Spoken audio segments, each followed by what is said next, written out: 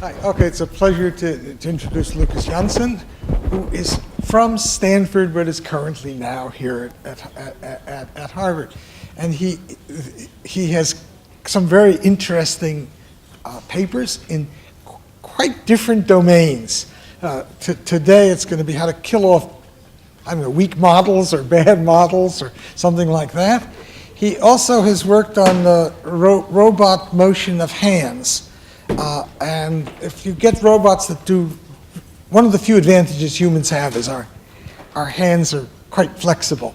And I assume that your robot motion thing is going to lead to robot hands that can beat us out, which upset me a little bit. Sorry. Not anytime soon, I don't think. So. And good. And because I at least I know one job I can get is moving the Go pieces for the Go machine, because it's much more expensive to build a robotic hand to do that. But with your algorithms, maybe that will change. He's also worked on various more health-related empirical things, nothing with economics. But now that you're here, maybe we will get you to do something with that. Go ahead, Lucas. That would be cool. Thank you. So thanks for the invitation. I'm Lucas, so I'm very new here. I've been here about a month and a half and was at Stanford before that. And very excited to be here and meet a lot of people at this conference and for the rest of the next bunch of years. So the talk I'm going to give today is about, it's very different from the last talk, which was really amazing. And I think it's going to be cool to see so many different ideas and ways of approaching data. But the talk I'm going to give about is about statistics in the high-dimensional regime, where you have nonlinear models and you want to do variable selection. I'm staying slightly away from the model selection because we make no claim that we actually find the right model, but the variables that we find, we're not going to make mistakes in the variables we find. So we may miss some important variables, but at least we won't find false variables. So, I don't know why I'm getting pinwheel of death on moving slides along, but hopefully it won't be a big problem. So the problem I'm trying to address is controlled variable selection, which means that I'm in a conditional modeling setup where I have a response or an outcome of interest y, and I have a whole bunch of potential explanatory variables x1 through xp. So there are p of these variables, and the question at a high level is how can we select important explanatory variables, ones that actually affect y, while controlling the number of mistakes we make. And hopefully I don't have to justify this too much, but this has tons of applications in medicine and genetics, where an outcome could be a disease or a continuous phenotype like cholesterol level, and your explanatory variables could be genetic factors or electronic health records.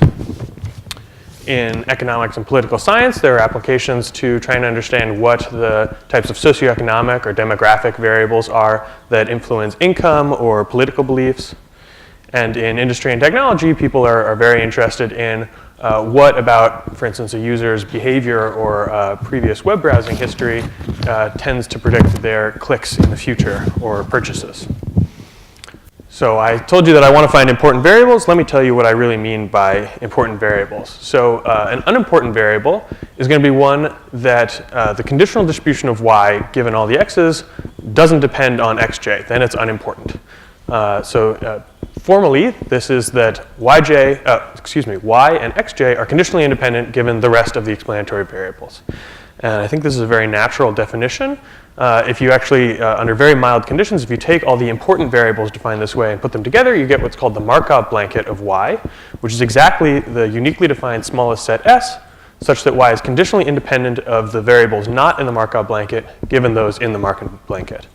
And so this is, I think, very appealing, because it means that if I give you all these x's and I tell you what the Markov blanket is, you know that you can throw away every variable not in the Markov blanket without losing any information about y. And you know that if you throw away any variables in the Markov blanket, you will immediately start to lose information about y. And we already have a question. Yes? Those are the, yes, the answer is yes. Those are the conditions under which the Markov blanket is not well defined, because identical variables are impossible to distinguish. So if you have identical variables in your data set, get rid of one of them, because there is no use to have two identical variables. If you leave both of them in, then yes, they will both be unimportant. Because you can never conclude that one of them is the one that affects y and the other isn't.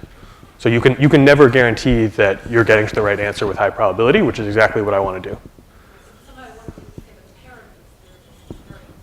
So then you can do what's called group variable selection. So that's exactly what you would do. And what we do when I'm going to tell you about an application to genome-wide association studies, we take highly correlated variables and we put them into groups and we do what's called group false discovery rate control. So good question.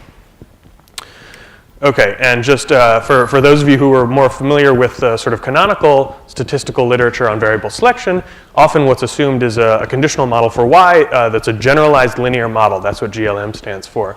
And so if you are willing to assume a generalized linear model for y given the x's, this is exactly the same as the usual variable selection question, which is which of the coefficients beta j are 0. The ones that are 0, those are the unimportant variables. The ones that are non-zero, those are the important variables. So this reduces to the usual variable selection for parametric models. Okay, and then the controlled part is the last piece of the puzzle.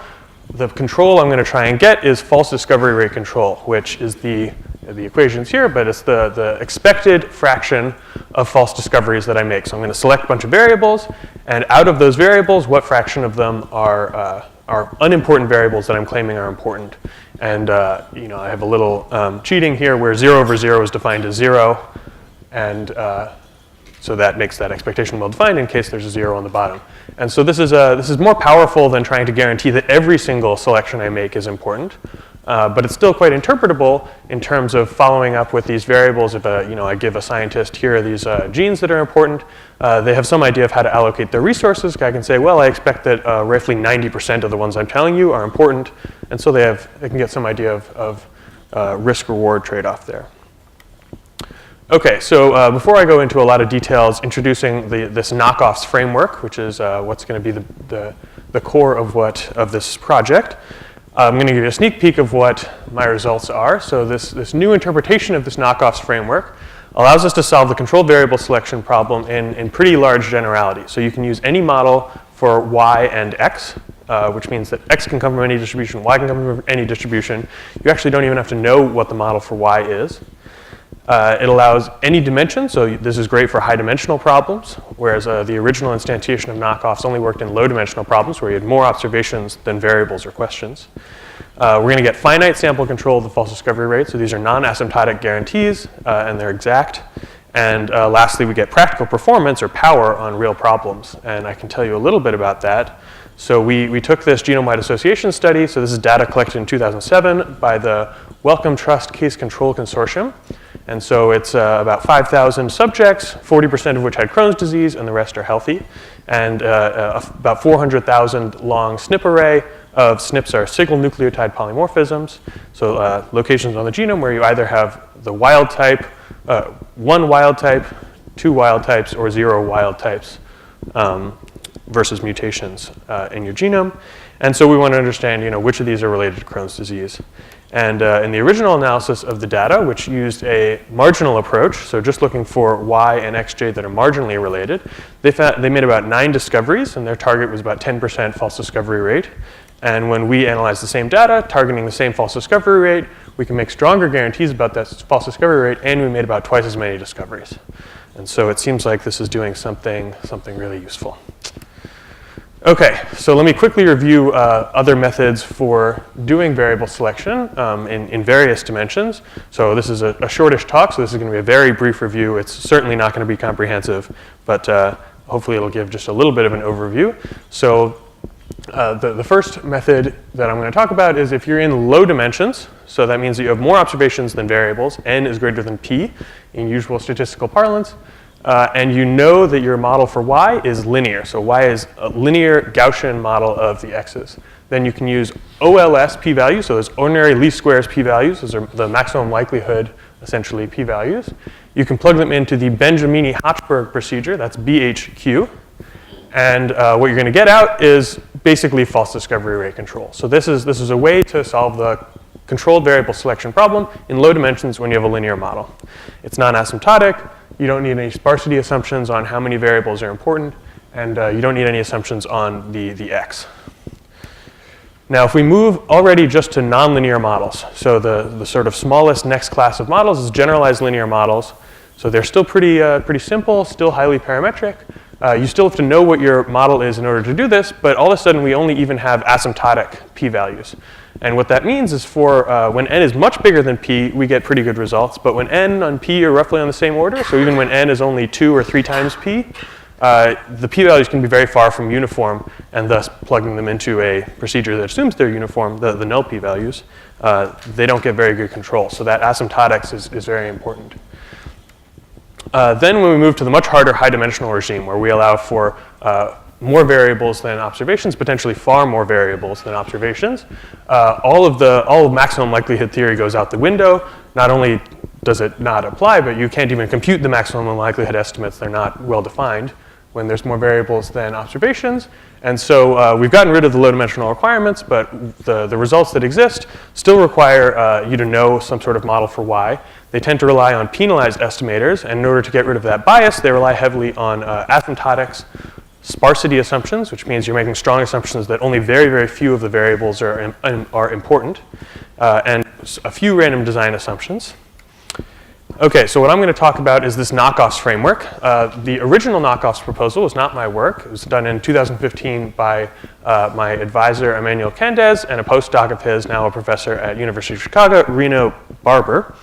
And that was a proposal for controlling the false discovery rate in exactly the same regime as the first row. And so it was a really novel way of doing it, and it tended to be more powerful than the ordinary least squares approach. But it was still constrained to the low-dimensional linear model setting. And what I'm going to talk about today is how we sort of got rid of a lot of those constraints and moved to the high-dimensional regime, where we don't have a constraint on the model of y given x.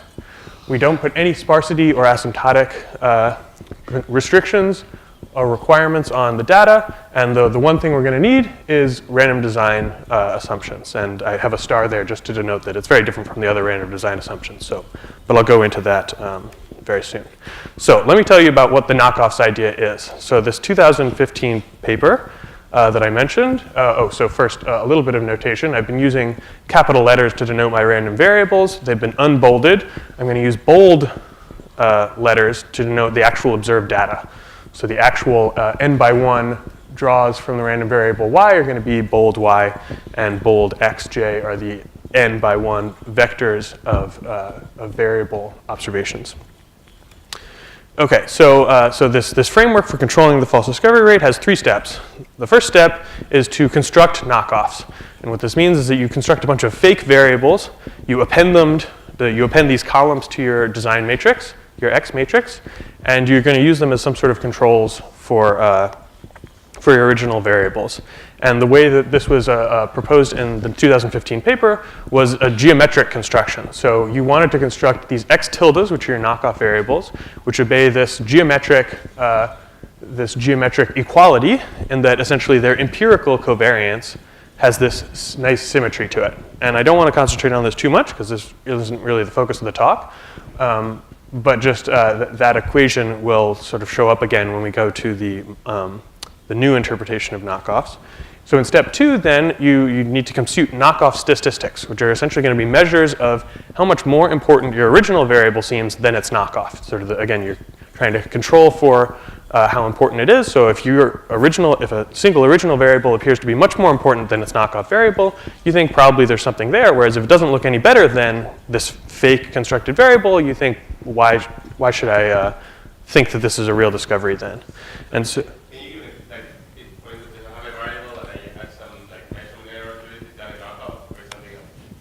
no. So, because that wouldn't obey this condition. So you need this condition to hold, and so you can, for instance, use optimization to find. So here, we have x, and if you really all you need to do is find s, and then do a little bit of linear algebra. And finding s can be done, for instance, using semi-definite programming. I'm not going to go into a ton of the details. It's a little bit complicated, but it's non-trivial, and there are lots of bad ways to construct knockoffs which really won't work. For instance, permuting your x's. Those do not create acceptable knockoffs. It won't control the false discovery rate, and in a lot of places, not even close. Yeah, so it's a bit of a subtle point. So these knockoff statistics are some relative measure of importance versus your original variables versus their knockoffs. And in this original paper, there was a sufficiency requirement that they could only depend on the data through this Graham matrix and through these x transpose y's, which sort of makes sense because we're assuming a linear model, as I mentioned. And these are the sufficient statistics of the linear model.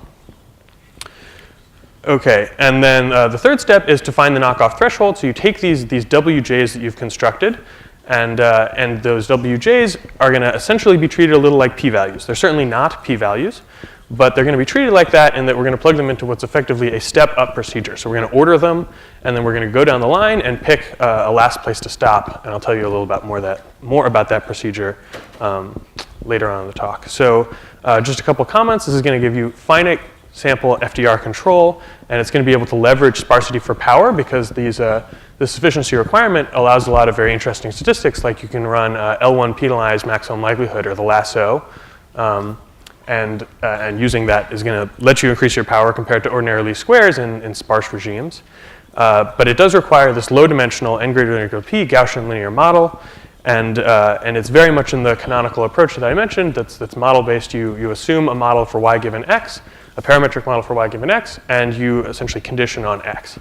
And that's something that we're going to change when we talk about the new approach. So, but first I want to generalize this procedure and talk about the Knockoffs framework at a higher level. So what are we really doing in step one? We're constructing these variables that can act as controls in a very specific statistical sense for our original variables. In step two, we're computing knockoff statistics, which just means you have a scalar for each variable, and it needs to somehow measure how much more important it is than its knockoff. And for the null ones, it needs to be symmetric around 0. So you want values close to 0 to denote that they're sort of equally important, and you want negative values to denote that actually the knockoff seems more important, and vice versa for positive values. So what you want to see for rejections are large positive values of WJs. And then finally, again, there's this knockoff threshold, which is just the same as before. I'm going to tell you a little bit about that procedure. But what really makes the knockoff method tick is what's called this coin flipping property. So steps 1 and 2 are specifically and very carefully constructed in such a way that these WJs, conditioned even on all of their absolute values, then the null WJs all are plus or minus 1 IID coin flips. So there's two important things about that. One is that they're not just coin flips. So I'm saying that my null WJs, their signs are plus or minus 1 with 50%. Again, I'm saying these are a little like p-values because with p-values, you assume that your null p-values obey a certain distribution. Again, I'm saying that my null WJs obey a certain distribution, at least their signs do. But I'm saying something much stronger than that, which is that not only do they obey this marginal distribution, but their joint distribution is that they are IID. And that's really important because this is really designed for this high-dimensional setting where you have lots of complicated dependent structure. And so you started out with these x's, which could have a really complicated dependence, and you've completely gotten rid of it in terms of the statistics you're using to evaluate their importance. Question?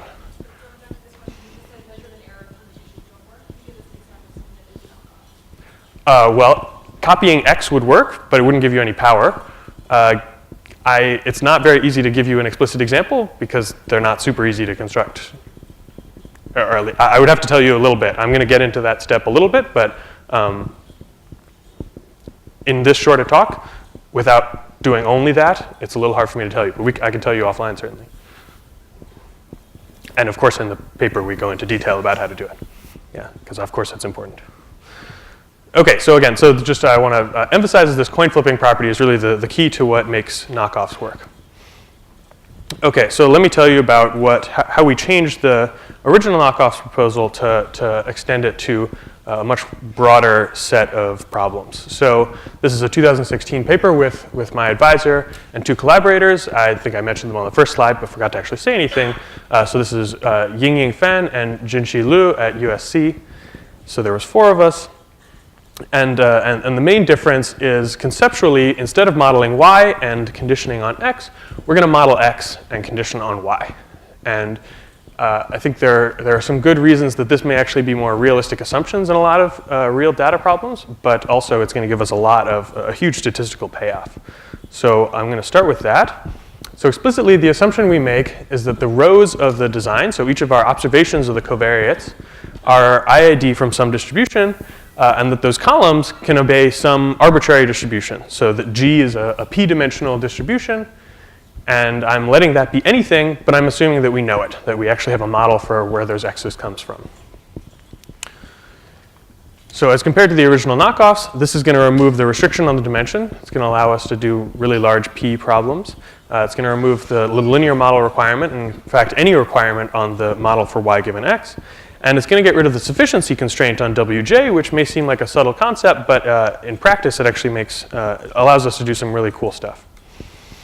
Okay, so just some clarifying points. I'm saying that the rows of x must be IID draws from this distribution. I'm certainly not saying that the columns must be independent or identically distributed. Again, the column distribution can obey any distribution you want. You just have to know it. And again, I'm assuming nothing about y's distribution. And I'm going to talk a little about how we've found this to be surprisingly robust to even when you don't know x's distribution exactly or you only know it approximately. We can still get pretty good results. So this is an example of that. So I'm not going to go into the precise details of this simulation, but the important parts are that the x-axis is a measure of the error in our covariance estimate of G. So G was our x distribution, and I'm going to use the actual x's I get. So I'm going to simulate y and x, and I'm going to take my x's, use those x's to estimate their own distribution. I'm going to pretend I don't actually know it, use them to estimate their own distribution, and depending on what estimator I use, I'm going to get worse and worse estimates as I move to the right along this x-axis, all the way up going past about 100% error in terms of the relative Frobenius norm error of the covariance matrix estimate. And I'm going to see what my power and false discovery rate look like as I use those worse and worse estimates. So we have exact guarantees for when we use the exact covariance. We're using the exact distribution. So here, the first point has us at about 75% power, and we're controlling the false discovery rate at 10%, which is our target. And we knew that would be true because that's the theorem. Now, if I, instead of using the exact covariance matrix, instead use a graphical lasso estimate. So this is a fairly standard estimator for the covariance matrix in high dimensions, which is, we're in a high dimensional regime. P is about double n. Then we get about 50% error. So in absolute terms, it seems like a pretty bad estimator. However, our power and our FDR essentially don't change at all. And then we can start doing worse and worse by essentially combining the actual covariance matrix with the empirical covariance matrix. And we know that the empirical covariance matrix is a very bad estimate of the true covariance, especially in high dimensions. And as we put more weight on the empirical covariance matrix, what's interesting is that we lose power, but we never lose FDR control. Especially if my slides go. Okay, so, and all the way at the end, when we put 100% weight on the empirical covariance matrix, what actually happens is we're forced to create our knockoffs. If we think that our true covariance matrix is the empirical covariance matrix, we're forced to make our knockoffs exactly identical to the original variables. And as a result, we have 0 power, and of course also 0 FDR, but that's not very useful if we have 0 power. So, but just the interesting message here is that even if you don't know your distribution x and you overfit it to your actual sample of x's, what tends to happen is you get more conservative. This is very different from the canonical setup where you model y given x and fix x, because if you overfit y given x's distribution, since y given x is your object of inference, you end up becoming very anti-conservative the more you overfit to your actual data. And so this is sort of a nice property of the framework of modeling x instead of y. And in fact, we're conditioning on y. Okay, so I told you about this assumption that we sort of know what the x distribution is. When might this be reasonable? And I think, so the first thing is you want your subjects to be sampled from a population. I think this is very common in the kinds of observational studies that compose the vast majority of high-dimensional data. Anything drawn from the internet, anything that's just collecting people with diseases or with different medical properties, you're almost always doing observational data because you can really never control it. And then the other thing you would like is for the XJ to have some structure that people understand, to have some sort of relationships that people have studied. Maybe they understand some science behind it, some biology. But another nice thing is that if you have unsupervised x's, you can use as many of those as you want to improve your estimate of the x distribution. Whereas, of course, if you're making an assumption on y given x, unsupervised x's won't help with that because it doesn't tell you anything about the relationship of y given x. And it may be very inexpensive to get a lot of these y's, to get a lot of these x's without y's. And so I already mentioned that GWAS is, I think, a really good example of this, where subjects are almost always sampled from some population. It may not be the actual human population, but it doesn't matter whether it's a human population. As long as it's sampled from some population, it's OK. They have a very strong spatial structure. So there's these linkage disequilibrium models, which tell us a lot about how the correlation structure decays as you move along the genome. And of course, marginally, they're just 0, 1, 2. So there's no problem modeling that. And in addition, a lot of other studies have collected similar SNP arrays. And so especially for human GWASs, you can bring all that data to bear to improve your estimate of the X distribution. OK, so now let me tell you what the actual procedure I'm talking about is. So our step 1, instead of requiring the geometric condition that we had before, requires this randomized pairwise swap exchangeability property. So this is it. I've just made things blue and red to highlight what's being swapped here.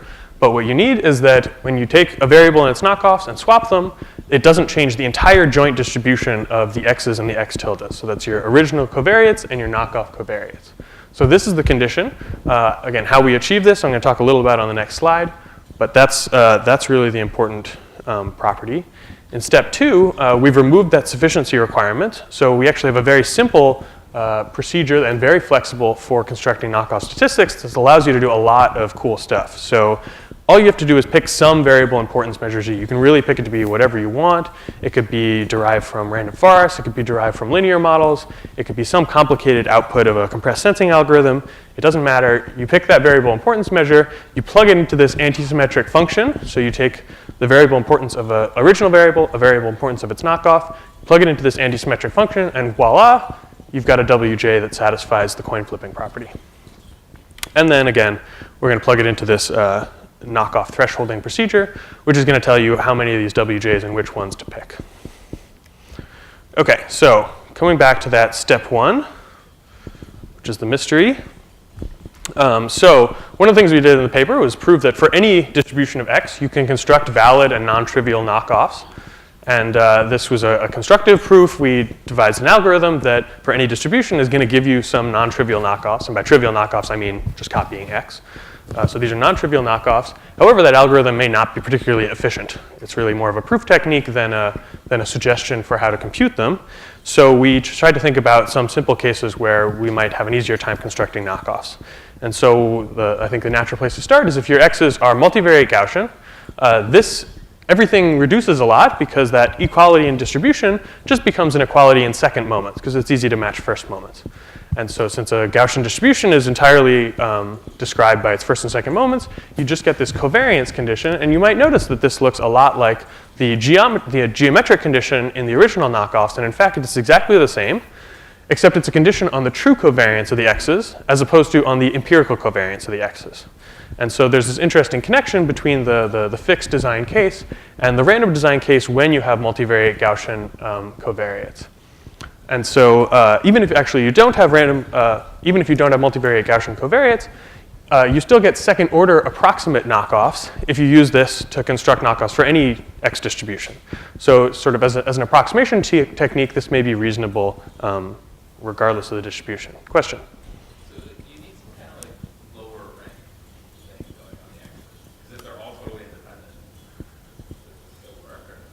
If all the x's are independent, then sigma is the identity, right? Yeah. And so this is really easy, right? My s is just going to be the vector of ones. So if sigma is the identity, then I have identity, identity. I can make s as big as I want, subject to the condition that this has to be positive semi-definite, so that it's still a covariance matrix. And then I just pick s to be the vector of ones, and I get all of my knockoffs are independent of my original variables. That's great. Then it's really easy to distinguish them. So in the case where you have independent covariates, constructing knockoffs is really easy, which is sort of nice. All right, so how do I actually construct these? So a little bit of linear algebra and semi-definite programming, as I mentioned before, allows us to compute this s. So essentially, you just need to constrain that this matrix is positive semi-definite, and we want to do something like maximize the sum of the s's, or the average of the s's, because we want to make that off-diagonal diagonal component is exactly the correlation between the original and knockoff pairs, and we want that to be as small as possible so that they're as different as possible, and so we can most distinguish important variables from unimportant variables. And so this was our paper. It was put out last year. Since then, there's been some really interesting work in people in our group or past people from the group in doing constructions for Markov chains and hidden Markov models. These are really applicable in genome-wide association studies because that's really the model you want, or that's the model biologists use is hidden Markov models. And there are also constructions for group variables, which we already talked about a little bit, which is useful when you have high correlations. Okay. So step 2 is computing the Knockoff statistics. And just to remind you of that formula, so it's just going to be an antisymmetric function of these two variable importances for the original and knockoff variables. And you're right, so antisymmetric just means swapping the inputs gives you a negative sign. And so for a concrete example of this, suppose that z is the magnitude of the fitted coefficient beta from a lasso regression of y on x and x tilde. So you regress y on x and x tilde using the lasso, or an L1 penalized maximum likelihood. You're going to get out 2p coefficients, and you take the absolute value of those coefficients, and that's going to be some measure of variable importance, right? You would expect larger coefficients to correspond to more important variables. Then f I could take to be the simplest possible antisymmetric function, just z1 minus z2. And what I'm going to get is this lasso coefficient difference statistic. And it's in bold, just we found this to be a pretty powerful generic statistic. And so this is what it looks like. So this is just something you should have in your head as like a canonical example of a knockoff statistic that you can use. And if you have that coin flipping property, so that, again, what makes this work is that the WJ is constructed that way, have this coin flipping property. Now this is why the coin flipping property works. So remember that there's this exchangeability. So swapping the xj and xj tilde doesn't change the distribution. So now why do we get that coin flipping property? So what we want is the coin flipping property for WJ, which are null. So we only need this for the null WJ. And so just to prove this for you, if we write the zj and zj tilde as functions of the data, which of course they are, we can see that using the above property, we can swap xj and xj tilde without changing the distribution of zj and zj tilde. Now, of course, we know that the x's distribution doesn't change, but the fact that there's a y in there could make things tricky, except that since we're assuming that j is null, there's actually conditional independence between xj and its knockoff and y, and thus swapping them doesn't change the joint distribution with y either. Now, the sort of subtle point in the next line is that zj is going to look at this matrix of columns, look at the jth column, and say, how important is this variable? Zj tilde is going to do the same thing, except it's going to look at the j plus pth column and say, how important is this variable? Like, what are the values of this variable giving me in terms of importance? Which means that if I were to swap the labels and swap them back, now zj tilde is looking at the j plus pth column, which now has xj tilde in it. And zj is looking at the jth column, which has xj in it. It's giving you the exact same thing that the ones above it were, right? Because it's there. I've swapped which column they're looking at, but I've also swapped the entries in those columns. So essentially, I've done nothing in this third line. But of course, this is just zj and zj tilde when I get rid of the functional notation. So what I've shown is that zj tilde is equal in distribution to zj tilde zj. And that's going to let me combine that with the antisymmetry of the fj to get the symmetry of wj. So we have that wj is equal in distribution to negative wj, which tells us that if we look at the magnitude of wj, it tells us nothing about the sign. And the sign is just a coin flip, independent of that magnitude. All right, so that's that coin flipping property we wanted. This is why it works. Of course, I've only told you this in one dimension. I promised you a bigger coin flipping property, but the idea is very similar, that you just swap more things in this sort of same proof style. Okay, so I told you that getting rid of the sufficiency property would be really nice. 5 minutes, thanks. That getting rid of the sufficiency property would give us some really cool stuff. So I think the the opportunities it affords you to come up with really powerful ways of measuring variable importance are what's really exciting here. So if you don't know a lot about your data, you can come up with variable importance measures that are extremely adaptive to your data. So you can use, for instance, cross-validation to choose between a variable importance measure based on a linear model or based on random forests. And in fact, we actually recently figured out a way that you can actually look at the data in order to choose your variable importance measure. So you have to look at a slightly masked version of the data, but it's not that masked, and really it's pretty simple. You take your xj, you take your x and you take your x tilde, and you go through the p coordinates, and for each one you flip a coin, and based on that coin flip, you decide whether to swap them or not, and you only show the analyst this version of the data. And so they can look at that version of the data, so they see all of y. They see all the x's just in an order that means that they can't tell which ones are the knockoffs and which ones are the originals. And based on that, they can do a lot of modeling and choose whatever variable importance measure they want. On the other side of the coin, if you have a lot of prior information which you want to use in your problem, you can take a Bayesian approach and actually construct a whole prior model and use that to something like the posterior probability that xj is important as your variable importance measure. And you're still going to get strict FDR guarantees, even if you have the wrong prior, even if you have the wrong model, even if your MC-MC doesn't converge, all of the guarantees hold. And if you have good information, you're going to be very powerful too. OK, so in the time I have, it may take all that time just to get these slides to move to the end of my talk. But I can very, I was kidding, but now I'm not sure. OK, so let me jump sort of to the end of this slide, just showing you sort of what this procedure is.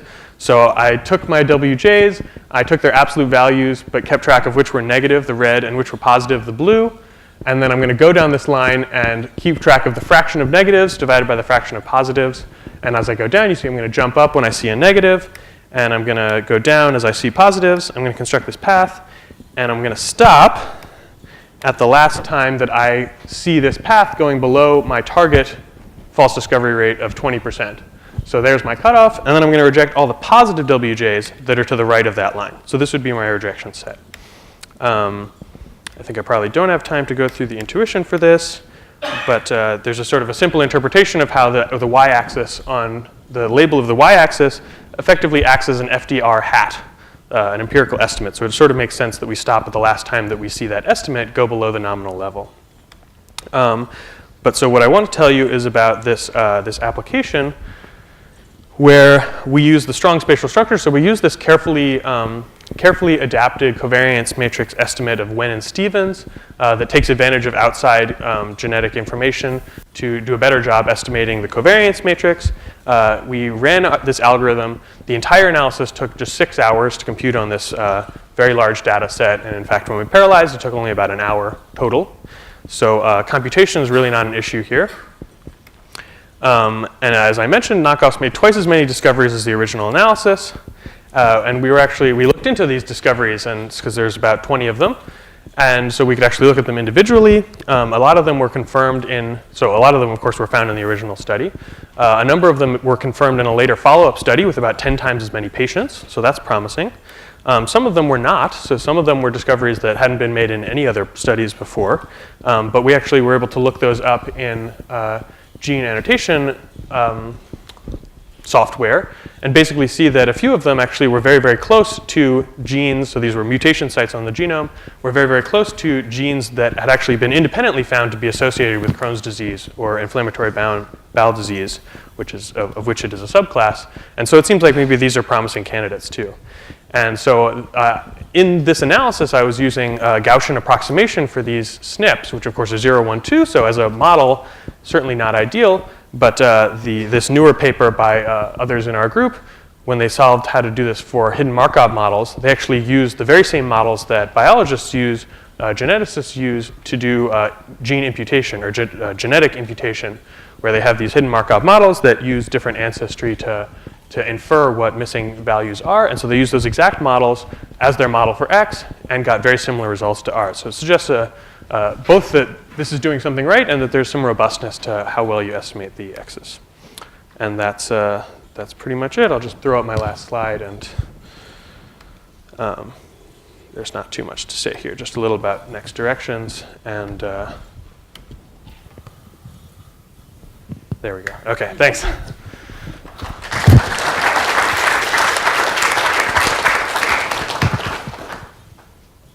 Any other questions? Okay. Oh, there's one over there. About the connection between this methodology and the quality of the predictions that result from using this, if you want to think about it as a variable selection and not as a hypothesis test on the joint distribution. Mm-hmm. Is there any empirical evidence on the relationship between the FPR control of the variable selection and the quality of out-of-study predictions that come out of the power method? Yes, but in very constrained settings. So there's work by David Donahoe in the 2000s. I would have to look to figure out the exact paper name and who his co-authors were, but he was one of them. And I think it's even a PNAS paper that shows that actually FDR thresholding in a fairly simple, maybe linear model setting is actually really the right thing to do for prediction. We haven't looked into that connection here because we're actually allowing for a lot more dependence, and so it's a little less clear in the much more complicated model setting. But there is some connection, and I think it's interesting to explore. Mm-hmm. Okay, then thank you. Scott has one announcement to make before. Yeah.